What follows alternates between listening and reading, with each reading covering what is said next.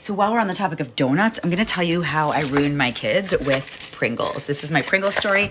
Don't do what I do, learn from my mistake. Pringles were the thing that my kids would always beg for in the grocery store, and I would be like, we are not getting Pringles. Like, have you seen the ingredients? Like, you don't put things like this in your body. And this was my brain 12 years ago. One day my husband was like, Stephanie, it has to stop. He bought the Pringles. When he brought them home, one of my kids ate the entire sleeve, like before they were even out of the grocery bag. Same thing happened the next time and the next time. This was the research bearing out in my own family. The research says is that when you restrict, kids want things more. We kept buying them, then they would start like having a few and putting them back, and then coming back maybe and having a few and putting them back. Over time, because Pringles were there, but also like other stuff was there, they learned to enjoy other things because I wasn't getting in the way. What the research also says is that when you don't restrict and you let kids learn to self-regulate, most of the time, they do. When your mother tells you you shouldn't be eating something, but it tastes so good, because Pringles taste really good, you start to feel like something's wrong with you because your mother's telling you that what you're doing or enjoying is bad, and like that is not a good thing for a relationship or for a child's relationship with their own body and with food. The reason things are kind of okay now is because I had to say to them, me, like the expert, the feeding therapist, guys, like this is my thing. I'm not doing this right, and I'm really, really sorry if I mess this up for you.